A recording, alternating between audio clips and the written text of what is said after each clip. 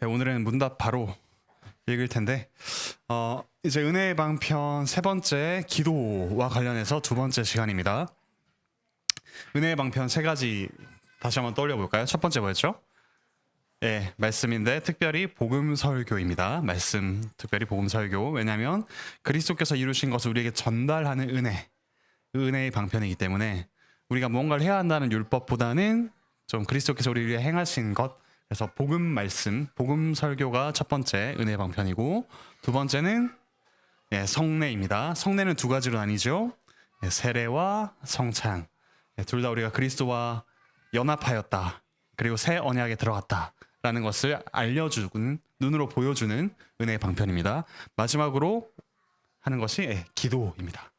기도와 관련해서 지난 시간에는 기도의 정의, 개념에 대해서 배웠다면, 오늘은 기도의 법칙, 기도는 누구를 위해서 또 어떤 내용으로 어떤 방식으로 무슨 기준을 가지고 해야 되는가, 이런 기도의 법칙과 관련해서 좀 배울 테고, 이제 남은 두 주는 주기도문으로 이렇게 마무리가 됩니다. 그 대교리 문답에 어울리는 마무리죠. 마지막에 대개 나라와 권세와 영광의 아버지께 영원히 싸움나이다 라고 이렇게 끝이 납니다. 오늘 기도의 법칙 할 텐데 183문답 읽겠습니다. 우리는 누구를 위하여 기도해야 합니까? 우리는 세상에 있는 그리스도의 전 교회를 위해 기도해야 합니다. 위정자들과 목사들, 우리 자신과 우리 형제들뿐만 아니라 우리의 원수들을 위해서도 기도해야 합니다. 생존하거나 이후에 생존할 모든 부류의 사람들을 위하여 기도해야 하지만, 죽은 자들이나 사망에 이르는 죄를 범한 것으로 알려진 사람들을 위해 기도해서는 안 됩니다. 답의 첫 번째 부분을 보시면, 이 기도가 기본적으로는 그리스도의 전 교회를 위한 기도다. 1차적으로 우리가 드리는 기도는 전 교회와 관련된 기도다라는 것을 알 수 있습니다. 즉, 우리의 기도의 수혜자가 누구인가, 우리가 기도했을 때 기도한 내용이 이루어지는 것을 경험하는 자들이 누구인가라고 했을 때 1차적으로는 교회라는 겁니다. 왜냐하면 아까 말씀드렸듯이 기도는 은혜의 방편인데, 삼위 하나님의 은혜를 받는 몸이 바로 교회이기 때문입니다. 그 은혜의 수단이 사용되는 곳이 교회이기 때문이죠. 그런 점에서 우리가 기도를 할 때는 하나님, 그 은혜가 이 교회 안에서 주어지고 이루어지는 것을 보게 하여 주십시오라고, 일단 1차적으로는 교회를 위해 기도하는 것이 맞다라고 이렇게 이야기를 하고 있습니다. 에베소서 6장 18절 같이 읽겠습니다. 시작.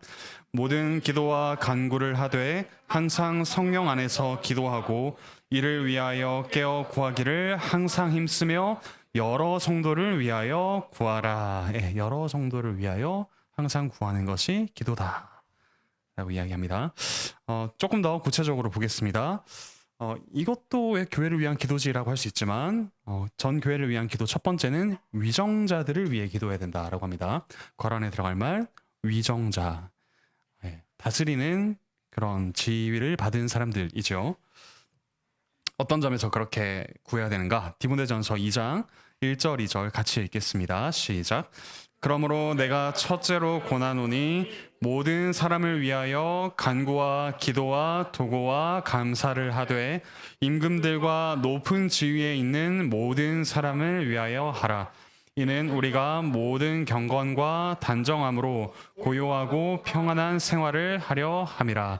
우리가 위정자들 위해 기도해야 된다, 이런 얘기들 많이 하는데, 나와 정치 성향이 맞는 위정자이기 때문에 기도해야 된다가 아니라, 기본적으로 교회가 경건과 단정함으로 고요하고 평안한 생활을 할 수 있도록, 즉 교회 본연의 역할을 감당할 수 있도록 위정자가 질서 있고 균형 있게 다스림을 행하도록 기도해야 된다라고 하고 있습니다. 그러니까 정치 성향이 우선이 아니라 교회를 위한 기도에 위정자를 위한 기도가 포함이 되는 겁니다. 그리고 두 번째는 바로 목사들을 위해 기도하는 겁니다. 거란에 들어갈 말 목사입니다. 아래 에베소서 6장 19절은 사도의 말인데, 사도조차 이렇게 부탁합니다. 같이 읽겠습니다. 시작.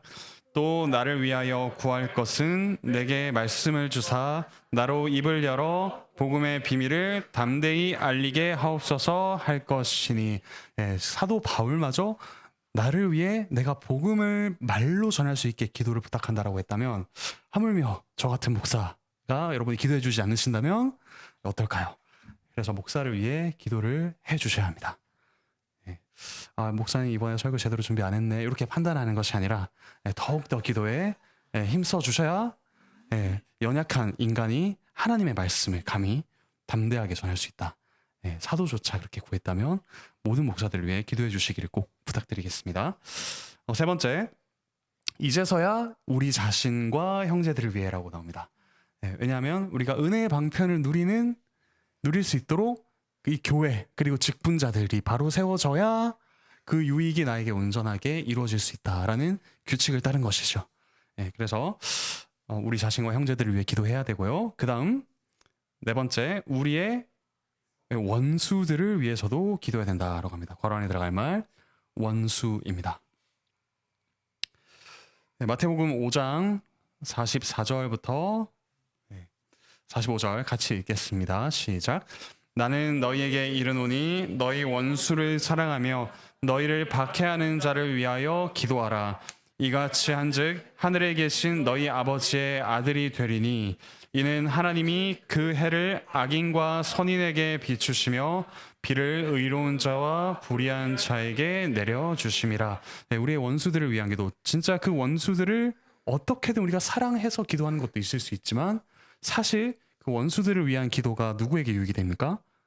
그들을 위해 기도하는 우리가 하늘에 계신 아버지의 아들다워진다, 자녀다워진다라고 이야기하고 있습니다. 그러니까 원수들을 위한 기도조차도 사실은 교회의 유익이 되도록 하는 것이 바로 기도다라고 이야기를 하고 있습니다. 그렇게 기도하는 과정에서 우리가 점점 우리 하나님을 닮아가게 되겠죠. 다섯 번째, 생존하거나, 그러니까 지금 살아있는 사람들, 범위가 확 확대됩니다. 살아있는 사람들, 생존해 있거나 혹은 이후, 괄호 안에 들어갈 말 이후입니다. 이후에 생존할 모든 부류의 사람들을 위해, 태어날 자녀들을 위해, 앞으로 이 삶을 이어갈 이들을 위해서 계속 기도하는 것, 그것이 우리가 기도해야 할 바라고 하고 있습니다. 요한복음 17장 20절 같이 읽겠습니다. 시작. 내가 비옵는 것은 이 사람들만 위함이 아니요 또 그들의 말로 말미암아 나를 믿는 사람들도 위함이니. 이렇게 이후에 생존할 모든 부류의 사람들까지 우리 기도 때 언급해야 될 대상이 참 많죠. 근데 우리 기도 시간이 과연 하루에 얼마일까? 그 짧은 시간에 거의 속사포를 하듯 랩을 하듯이 이렇게 과연 기도하고 있지는 않은가? 아니면 아예 기도조차 안 하고 있지는 않은가? 돌아볼 필요가 있겠습니다. 그런데 우리가 기도하지 말아야 할 대상이 있다라고 교리문답에서 이야기합니다. 예외가 있다는 뜻이죠. 첫 번째는 죽은 자들을 위해라고 합니다. 괄호 안에 들어갈 말 죽은입니다. 죽은 자들을 위한 기도는 성경에 예가 없습니다.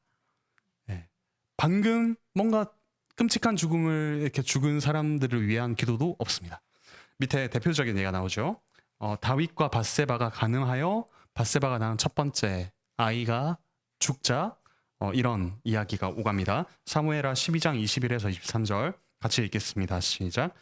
그의 신하들이 그에게 이르되 아이가 살았을 때에는 그를 위하여 금식하고 우시더니 죽은 후에는 일어나서 잡수시니 이 일이 어찌 됨이니까 하니 이르되 아이가 살았을 때에 내가 금식하고 운 것은 혹시 여호와께서 나를 불쌍히 여기사 아이를 살려주실는지 누가 알까 생각함이거니와 지금은 죽었으니 내가 어찌 금식하랴. 내가 다시 돌아오게 할 수 있느냐.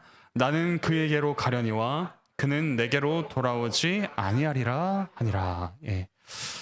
이렇게 어찌 보면 사랑하는 아이가 방금 죽었는데도 그 아이가 죽기 전까지는 정말 혼신을 다해서 기도하죠. 금식하고 엎드려서 움직이지조차 않습니다. 그런데 그 아이의 생명이 다하고 난 뒤에는 더 이상 그를 위해 기도하지 않습니다. 이것이 좀 성경에서 죽은 자를 위해 기도하지 않는다는 것을 보여주는 대표적인 예이고, 그리고 아론의 두 아들 나답과 아비후가 하나님께서 지정하지 않으신 불을 가지고 잘못 제사를 드릴 때 죽었죠. 그때 하나님께서도 너는 잠잠하라 라고 하시고 아론도 그들을 위해 기도하지 않습니다. 이처럼 죽은 자를 위한 기도는 선례가 없습니다. 예. 다만 우리가 뭐 장례식 때나 여러 가지 우리 이미 먼저 떠나신 분들을 기억하며 뭔가 모일 때가 있습니다.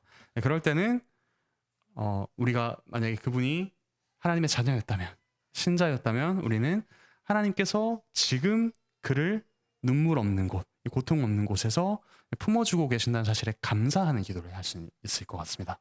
그러나 지금 죽은 누구를 위해서 어떻게 해주십시오라는 식의 기도는 성경에 선례가 없다라고 이야기를 할 수가 있겠습니다. 이렇게 죽은 자들을 위해 기도하지 않는 것이고, 두 번째는 방과로 2번 사망입니다. 사망에 이르는 죄를 범한 것으로 알려진 사람들을 위해. 근데 이건 해석을 좀 잘 해야 되는데, 요한일서 5장 16절 같이 읽겠습니다. 시작. 누구든지 형제가 사망에 이르지 아니하는 죄 범하는 것을 보거든 구하라. 그리하면 사망에 이르지 아니하는 범죄자들을 위하여 그에게 생명을 주시리라.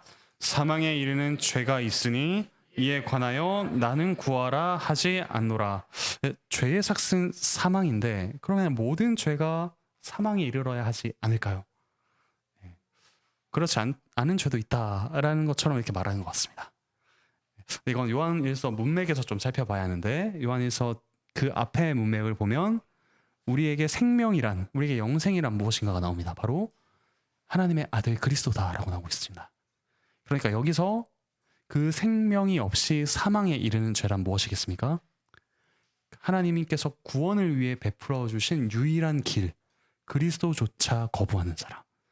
그 그리스도를 끝내 받아들이지 않고 거부하는 사람은 참된 의미의 생명을 얻을 수 없다. 그 죄는 어떤 방법으로도 돌이킬 수 없다라고 요한일서 본문이 이야기하고 있는 겁니다. 그런데 이 본문에서 그런 말을 하는 거 아닙니다. 지금 그리스도를 믿지 않는 사람, 오랫동안 이 불신의 상태를 유지하는 사람을 위해 더 이상 기도하지 마, 이런 의미가 아닙니다.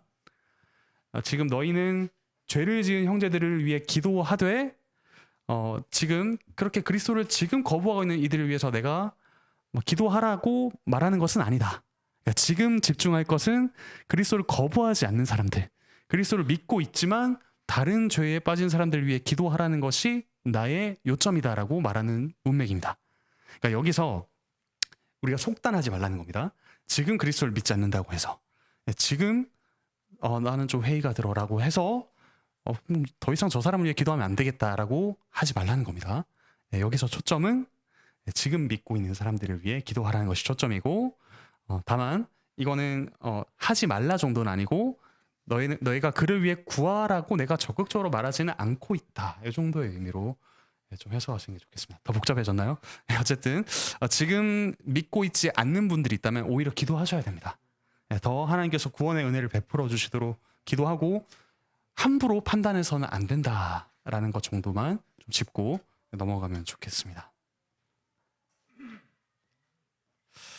네, 마가복음 3장에 보면 이제 예수님께서 사하심을 받지 못하는 죄라고 했는데, 그것은 성령을 회방하고 거부하는 죄인데, 그거 역시 성령을 이렇게 거부하는 죄는 곧 그리스도를 통해서 성령님께서 이루시는 하나님의 일, 그걸 거부하는 걸 뜻합니다.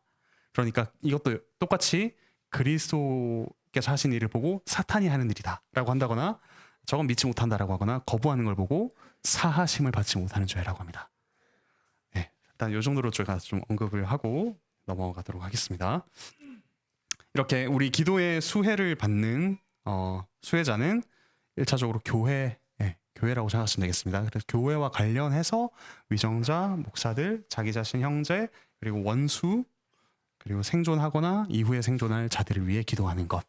기본적으로 은혜의 방편이 주어지는 교회와 관련해서 좀 더 깊이 생각하시면 좋겠습니다.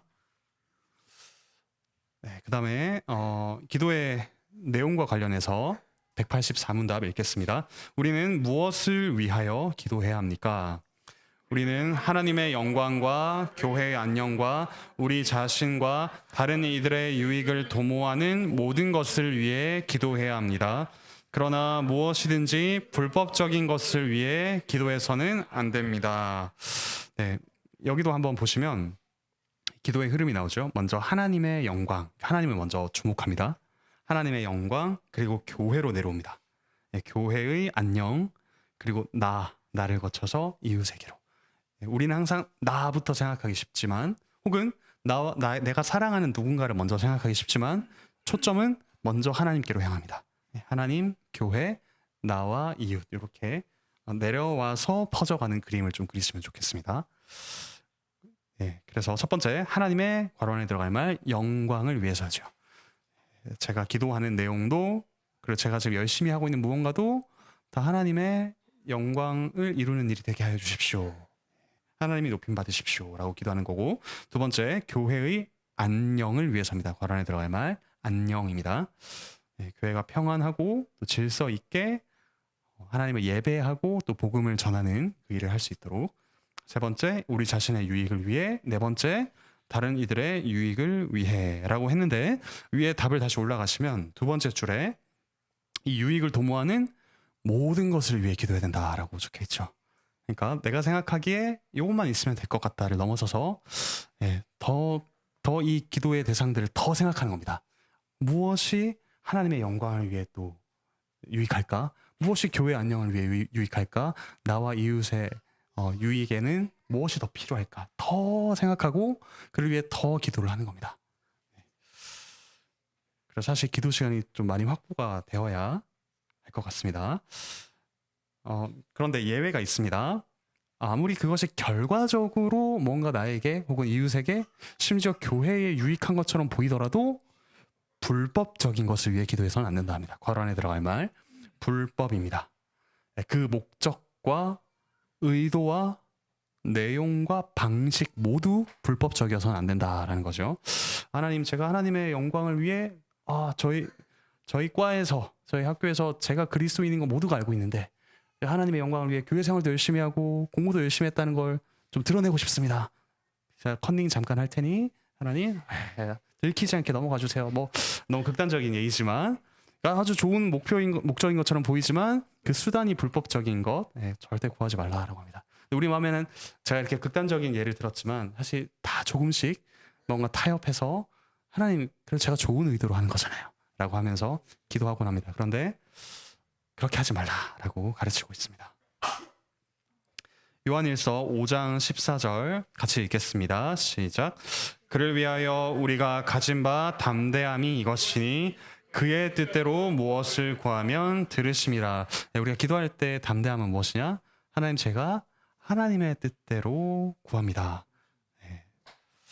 제가 지금 구하는 것도 하나님의 뜻대로 이루어지게 하여 주십시오 라고 우리가 전심으로 고백한다면 우리가 좀 담대하게 기도를 해볼 수 있겠다라고 할 수 있습니다. 다음 페이지 보시면 반대로 야고보서 4장 3절은 이렇게 이야기합니다. 제가 읽겠습니다. 구하여도 받지 못함은 정욕으로 쓰려고 잘못 구하기 때문이라. 기도 응답에 뭐 몇 가지가 있다라고 흔히들 이야기하는데, 첫 번째는 yes가 있죠. 그래, 네가 구하는 것이 이루어질지어다. 바로 응답해 주시는 경우가 있고, 아니, no라고 하시는 경우가 있고, 기다려라고 하는 경우가 있다고 이렇게 많이 이야기를 합니다. 이 모든 과정 중에 이루어져야 할 일이 무엇이냐면 우리의 뜻이 하나님의 뜻에 맞춰지는 거죠. 하나님의 뜻이 더 분명하게 발견이 되고, 그 고집스럽게 관철하던 나의 뜻을 점점 하나님의 뜻에 맞춰가는 과정. 기도의 가장 큰 유익은 하나님의 뜻대로 내가 어느새 기도하게 된다는 겁니다.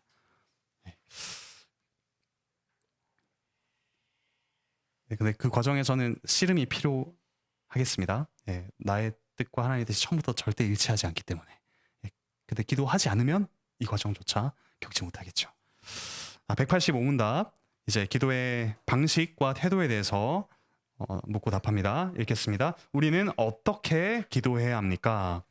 우리는 하나님의 위엄에 대한 엄숙한 이해와 우리 자신의 무가치함과 빈곤과 죄를 깊이 의식하면서 기도해야 합니다. 통회하고 감사하며 열린 마음으로 기도해야 합니다. 깨달음과 믿음과 진실함과 사랑과 인내로 하나님을 앙망하며 그분의 뜻에 겸허히 순복함으로 기도해야 합니다. 크게 한 두 가지 정도로 좀 나눠볼 수 있을 것 같습니다. 첫 번째는 먼저 하나님과 우리가 격차가 있다는 사실을 깨달아야 합니다. 하나님을 마치 하나님 나에게 친근하신 분이셔라고 먼저 그것부터 생각하기보다는 사실 하나님과 나는 도저히 좁힐 수 없는 격차가 있는 관계다라는 사실을 인식하는 것이 중요하다라고 합니다. 그래서 기도할 때 가장 먼저 우리가 취해야 할 태도는 하나님의 위엄, 하나님의 위엄에 대한 엄숙한 이해가 있어야 합니다. 그냥 하나님께서 도깨비 방망이처럼 필요할 때만 나타나 주시는 분이라고 생각한다거나 아니면 너무 친밀해서 그분을 마치 존귀하지 않은 것처럼 생각한다거나 그게 아니라 먼저는 위엄이 있으신 분이다. 그렇게 생각하는 것이 필요하겠습니다. 전도서 5장 1절 같이 읽겠습니다. 시작. 너는 하나님의 집에 들어갈 때에 내 발을 삼갈지어다. 가까이 하여 말씀을 듣는 것이 우매한 자들이 재물 드리는 것보다 나으니 그들은 악을 행하면서도 깨닫지 못함이니라. 내 안에 가진 것을 다 쏟아내기 전에 내가 하나님의 집에 지금 하나님의 임재 속에 들어가 있구나. 그 말씀하여 주십시오라는 태도가 먼저 필요합니다. 그러니까 기도를 할 때는 하나님의 뜻을 알려주십시오. 하나님의 성품을 제게 알려주십시오라고 듣는 귀가 먼저 필요합니다. 그래서 말하기 전에 먼저 듣는 과정이 되게 필요하겠습니다. 하나님의 위엄을 보여주십시오. 제가 위엄을 인식하게 해주십시오. 라는 간구가 먼저 있어야겠습니다. 두 번째, 그 하나님은 위엄이 있으신데 나는 어떠한가? 그래서 우리 자신에 대한 깊은 의식도 있어야 합니다. 우리 자신에 대해서는 첫 번째, 무가치함입니다. 너무 자존감을 낮추는 말이 아닌가라고 하기 쉽지만 그게 아니라 정직하게 우리 자신을 보는 겁니다. 무가치함. 그래서 심지어 그 믿음의 조상인 아브라함조차도 이렇게 이야기하죠. 창세기 18장 27절 같이 읽겠습니다. 시작. 아브라함이 대답하여 이르되 나는 티끌이나 재와 같사오나 감히 주께 아뢰나이다. 소돔의 멸망에 대해서 계속 하나님께 더 기준을 낮춰주시도록 기도하면서 이렇게 기도한 것이 아브라함의 기도입니다. 하나님 저를 택하셨잖아요. 그러니까 제가 하는 말 좀 들어주셔야죠가 아니라 하나님 사실은 제게 하나님께서 기도를 들어주실 만한 어떤 가치도 없지만 그럼에도 불구하고 이렇게 기도합니다라는 자신의 무가치함에 대한 인식이 필요합니다. 우리가 티끌에서 나왔다라고 이렇게 얘기를 하죠. 흙에서 지음받은 존재다라는 사실을 분명히 깨달아야겠습니다. 두 번째, 빈곤입니다. 나에겐 사실 가진 것이 없다. 나에게 영원한 가치가 있는 것이 없을 뿐만 아니라 이 수명조차 내가 뭐 100년, 200년 더 늘릴 수도 없는 참으로 빈곤한 사람이에요. 나의 마음, 나의 생명, 모든 것들이 빈곤합니다라는 철저한 빈곤 의식이 있어야 합니다. 그래서 시편 40편 17절 같이 읽겠습니다. 시작. 나는 가난하고 궁핍하오나 주께서는 생각하시오니 주는 나의 도움이시오 나를 건지시는 이시라 나의 하나님이여 지체하지 마소서. 하나님, 제가 하나님이 아니고서는 영원히 줄이고 영원히 갈급합니다. 영원히 채워질 수 없습니다. 내 힘으로 잘 살 수 없는 사람입니다 라는 고백이 있어야겠습니다. 세 번째, 죄입니다. 죄. 그래서 누가복음 18장 13절 같이 읽겠습니다. 시작. 세리는 멀리 서서 감히 눈을 들어 하늘을 쳐다보지도 못하고 다만 가슴을 치며 이르되 하나님이여 불쌍히 여기소서 나는 죄인으로소이다 하였느니라. 자기 죄가 얼마나 깊은지 알아야 된다는 겁니다. 1차적으로 우리는 그래서 하나님은 높으시고 우리는 낮다 라는 격차에 대한 인식이 있어야겠습니다. 그런데 이렇게 우리가 위치를 먼저 파악하고 나면 그러면 여기서 머무는 것이 아니라 이제 방향을 돌려야죠. 우리는 끊임없이 하나님으로부터 멀어지는 방향이 있었다면 이제 하나님, 제가 하나님께로 방향을 돌립니다. 그래서 기도의 방향 전환이 필요합니다. 그래서 괄호 안에 들어갈 말 자신입니다. 자신에게서 하나님께로 방향을 전환해야 됩니다. 자신에게서 하나님께로 방향을 전환할 때 어떤 일이 일어나는가? 동그라미 1번 통회하는 겁니다. 통회. 애통하고 후회하는 것이죠. 죄를 아파하는 겁니다. 하나님, 제가 죄가 있습니다. 어쩔 수 없잖아요가 아니라 하나님, 이런 죄가 정말로 제게 정말 끈질기게 있습니다 라고 아파하는 과정이 필요하겠습니다. 시편 51편 17절 같이 읽겠습니다. 시작. 하나님께서 구하시는 제사는 상한 심령이라. 하나님이여 상하고 통회하는 마음을 주께서 멸시하지 아니하시리이다. 예, 이 오늘날의 문화는 괜찮아 괜찮아 너 원래 그렇게 태어났잖아 라고 이야기를 많이 하죠. 그런데 우리는 정직하게 사실 우리는 죄인이야 라고 이야기하고 그럼 어쩌라고가 아니라 그걸 아파하는, 하나님이 그 아파하는 것을 거절하지 않으신다. 오히려 기쁘게 여기신다 라고 이야기를 하고 있습니다. 그래서 우리는 동그라미 2번으로 넘어갑니다. 거란에 들어갈 말은 감사입니다. 감사. 이런 자기 인식을 똑바로 하고 난 뒤에, 자기 객관화를 하고 난 뒤에 이런 나를 하나님이 받아주시는구나, 이런 나를 하나님이 자녀라고 불러주시는구나라는 감사가 나와야 합니다. 빌립보서 4장 6절 같이 읽겠습니다. 시작. 아무것도 염려하지 말고 다만 모든 일에 기도와 간구로 너희 구할 것을 감사함으로 하나님께 아뢰라. 구하는 것을 이미 받은 것처럼 감사하기도 하고, 이런 기도를 할 수 있는 것 자체에 감사하기도 한 감사가 우러나오게 됩니다. 다음 페이지에 보시면 그 다음은 열린 마음으로입니다. 괄호 안에 들어갈 말 열린입니다. 이 넓은 마음이라고, 이렇게 영어로 넓혀진 마음이라고 되어 있습니다. 그러니까 하나님을 속 좁은 분으로 보지 않는 겁니다. 하나님께서 내가 너를 구해줬으니 이제 알아서 살아가 아니라 끊임없이 우리에게 가장 좋은 것을 가장 좋은 때에 주시는 분이라고 생각하며, 하나님께서 기도에 응답하시는 것을 믿으며 나아가는 것, 열린 마음으로 가는 겁니다. 가봤자 안 되지 않냐, 기도해봤자 안 되지 않냐가 아니라 하나님이 기다리게 하시는 데에는 내가 생각하지 못한 더 큰 이유가 있을 것이다. 열린 마음이 필요합니다. 그래서 한나의 기도 같이 읽겠습니다. 시작. 한나가 대답하여 이르되 내 주여 그렇지 아니하니이다. 나는 마음이 슬픈 여자라 포도주나 독주를 마신 것이 아니오 여호와 앞에 내 심정을 통한 것뿐이오니. 한나가 오래도록 아이가 없었는데 마음이 슬픈 여자라고 스스로 이야기합니다. 그런데 기도하기를 멈추지 않습니다. 분명히 슬픕니다. 여전히 아기가 없어서 계속 슬프지만 그럼에도 불구하고 하나님께 계속 나아가는 것, 이것이 또한 열린 마음이라고 할 수 있겠습니다. 그 다음 우리가 하나님께로 이제 향했다면 하나님과 우리가 연결된다라는 것을 또 분명히 알 필요가 있습니다. 하나님과 우리의 연결이죠. 그래서 하나님과 우리가 연결된다라고 했을 때 첫 번째 깨달음입니다. 깨달음, 거란에 들어갈 말 깨달음. 어떤 깨달음인가? 고린도전서 14장 15절, 이 방언과 예언을 말하는 부분에서 나오는 구절인데요. 같이 읽겠습니다. 시작. 그러면 어떻게 할까? 내가 영으로 기도하고 또 마음으로 기도하며 내가 영으로 찬송하고 또 마음으로 찬송하리라. 여기서 영과 마음이 뭔가 좀 다른 것 같죠. 영으로 했을 때는 내가 성령의 은사를 받았으니 방언도 하고 예언도 하고 뭔가 신비한 방식으로 기도하고 또 찬양한다, 이런 식으로 이야기하는 사람들이 있었습니다. 거기에 대해서 나도 역시 성령으로 기도하고 찬양하되 또한 마음으로도 한답니다. 이 마음은 뭐냐면 소리 내지 않고 침묵하는 것이 아닙니다. 우리 마음으로 기도합시다, 이렇게 마음 속으로 기도합시다가 아니라 여기서 마음은 생각, 사고, 이성, 지각을 뜻하는 말입니다. 그러니까 기도할 때 아무 생각 없이 하는 것이 아니라 나는 성령님께서 기도를 도우시지만 더 또렷이 생각하며 기도하고 찬양한다 라고 이야기를 하는 것이죠. 그래서 기도가 우리 선택을 유보하거나 혹은 포기하는 변명이 되어서는 안 됩니다. 우리가 흔히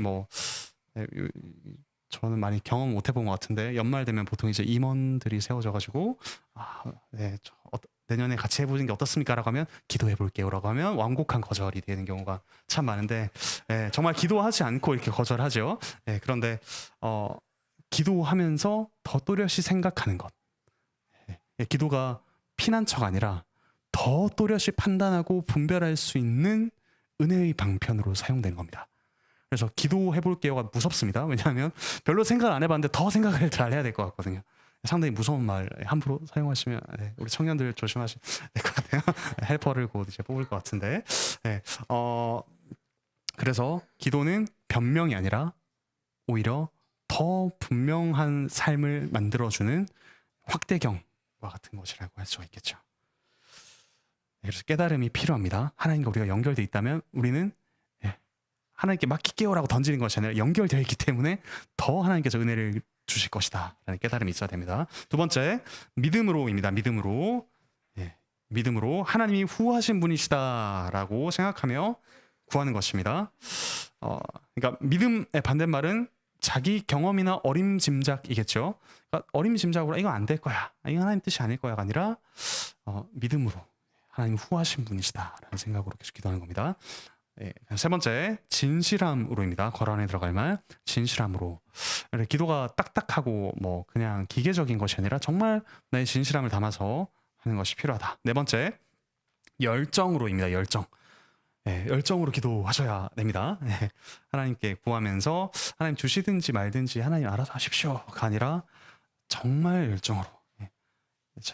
열정으로 해야 하나님의 열심을 또한 발견할 수가 있겠죠.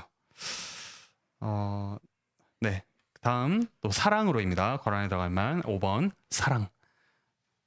의무로 기도한다. 나 원수 싫지만 의무로 기도한다. 내 형제 자매 뭐 같은 교회라고 말해서 그냥 의무로 기도한다가 아니라 더 사랑함으로, 기도할수록 더 사랑하게 되고 사랑할수록 더 기도하게 되는 선순환이 일어나야 된다라는 거고요. 여섯 번째, 인내로입니다. 인내. 거란에 들어갈 말 인내. 기도가 당장에 응답될 것이라고 쉽게 속단하지 말고, 당장에 뭔가 기도 응답이 안 보이는 것 같아서 포기하지 말고 계속 기도하는 겁니다.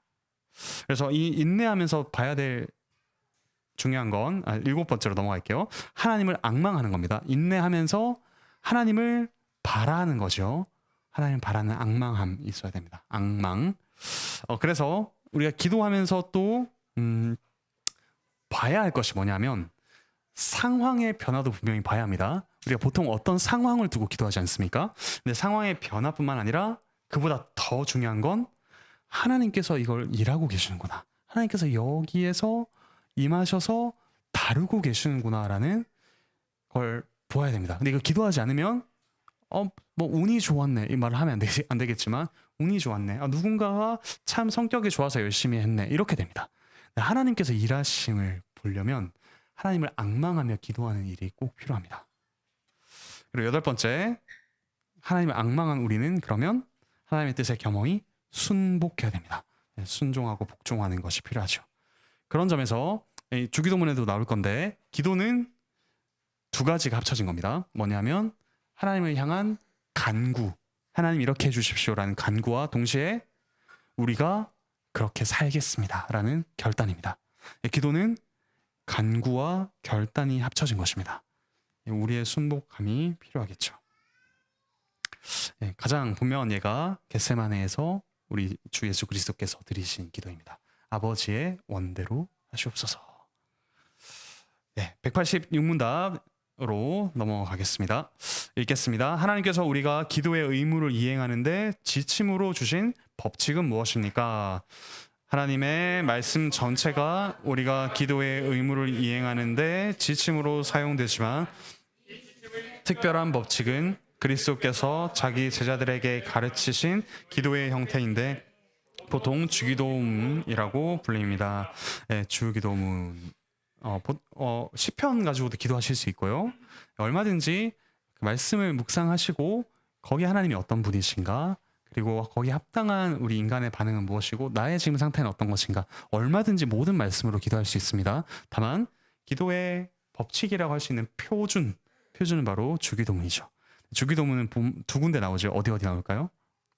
마태복음과 누가복음에 나옵니다. 그래서 밑에 답이 있지만 마태복음의 주기도문과 누가복음의 주기도문은 이게 나오는 맥락이 조금 다릅니다. 마태복음의 주기도문은 어떤 사람들의 기도가 대비되는 기도로 나왔을까요? 바로 외식하는 자. 첫 번째 외식하는 자입니다. 외식하는 자. 그러니까 교회 안에 있지만 썬데이 크리스천 혹은 이제 사람들 앞에서만 경건한 척하는 사람들의 기도와 그다음 이방인의 기도입니다. 두 번째 거론에 들어갈 말 이방인입니다. 그러니까 그 하나님을 모르는 사람들, 자기의 신을 섬기는 사람들의 기도와는 다른 것이 바로 주기도문이다라고 예수님께서 가르쳐 주신 겁니다. 특히 이건 산상수훈 안에 나와 있기에 이 기도는 곧 하나님 나라 백성의 생활입니다. 거란에 들어갈 말 하나님 나라 백성입니다. 기도할 때 정체성, 주기도문 드릴 때 정체성은 나는 다른 법이 아니라 외식하는 것도 아니고 이방인도 아니고 내가 하나님의 다스림을 받는 자로서 기도한다 라는 생각으로 하는 것이 주기도문이라는 거죠. 이와 더불어서 하늘에 계신 우리 아버지라고 부르잖아요. 그 점에서 이 세상 어디에서도 찾아볼 수 없는 친밀한 아버지와 자녀와의 사귐이 바로 마태복음에서 이야기하는 주기도문입니다. 이 세상의 어떤 아버지와 부모의 그 사이가 표준이 아니라 하나님께서 우리를 어떻게 대하신가가 표준이 되어야 된다. 그게 바로 기도에서 이루어지는 것이다 라고 할 수가 있겠습니다. 구체적인 건 나중에 더 주기도문 들어가서 또 살펴보겠습니다. 근데 반대로 이제 누가복음의 주기도문은 그리스도께서 본이 되십니다. 그러니까 누가복음에 나오는 구절을 보시면 예수님께서 기도하기를 마치신 후에 제자들이 나와서 여쭙습니다. 요한은 제자들에게 이렇게 기도를 가르쳐 주었는데 지금 기도하고 나오신 그리스도 예수님께서도 저에게 기도를 가르쳐 주십시오 라고. 그래서 다른 이들의 기도와 구별되는 기도가 무엇입니까? 예수님을 정말 따라갈 수 있는 기도가 무엇입니까? 라고 구합니다. 그 점에서 누가복음에 나오는 주기도문은 그리스도의 제자의 일상입니다. 거란에 들어갈 말 제자의 일상. 이렇게 마태복음과 누가복음 각각의 맥락 속에서 주기도문이 나오지만 우리는 사실 하나님 나라 백성이자 제자이고 하나님의 자녀이죠. 이 모든 것 유익을 생각하시면서 기도하시면 좋겠습니다. 자, 이제 마지막 187문답 읽겠습니다. 주기도문을 어떻게 사용해야 합니까? 주기도문은 우리가 다른 기도를 작성할 때 따라야 할 하나의 규범으로서 지침의 역할을 할 뿐만 아니라 그 자체가 기도로 사용될 수도 있습니다. 그러므로 깨달음, 믿음, 경외 등과 기도의 의무를 올바르게 이행하기 위해 필요한 다른 덕목들을 가지고 이 기도를 사용해야 합니다. 주기도문의 용도가 무엇인가? 첫 번째는 기도의 지침이라는 거죠. 그러니까 이게 하나의 중요한 지침이 되어서 다른 기도를 작성할 때 이렇게 기도하면 되겠구나. 그래서 여러분 기도가 잘 안 되실 때 주기도문의 이 한 문장씩을 좀 기도하면서 거기서 확장해 가시면 좋겠습니다. 하늘에 계신 우리 아버지여라고 먼저 부르잖아요. 하나님이 하늘에 계시다라는 것을 이렇게 자꾸 고백하면서 하나님은 높으신 분이십니다. 하나님 찬양할 수 있겠죠. 기도를 할 때 그래서 주기도문을 이렇게 쫙 펼쳐서 기도할 수도 있습니다. 압축되어 있는 하늘에 계신 우리 아버지를 쫙 펼쳐서 하늘에 계신 계속 묵상하며 하나님께 찬양하며 기도하는 것. 이런 식으로 하나의 지침이 될 수가 있고 그리고 이 자체가 기도문이 될 수 있다라고 합니다. 이 자체가 기도문이 될 수 있다. 물론 이제 루터가 회심하기 전에 이제 계단을 하나씩 오르면서 주기도문을 외웠던 것처럼 그런 주문이 되어서는 안 되겠지만 이걸 가지고 기도를 실제로 할 수 있다라고 할 수 있고요. 그럼 이걸 실제로 또 어떻게 사용해야 하는가? 사용법을 보시면 기도의 의무를 올바르게 이행하기 위해 필요한 다른 덕목들을 가지고 아까 위에서 쭉 살펴봤던 이 기도를 누구를 위해 해야 되는가, 그리고 어떤 내용으로 해야 되는가, 어떤 방식으로 해야 되는가를 다 생각하시면서 이 주기도문에 적용하시면 됩니다. 그 나와 있던 모든 것들을 적용하시다 보면 주기도문이 짧게 느껴지실 거예요. 그래서 이걸 길게 늘려드려서 기도하게 됩니다. 그래서 이런 유익을 좀 누려가시면 좋겠습니다. 오늘 공부는 여기까지고요.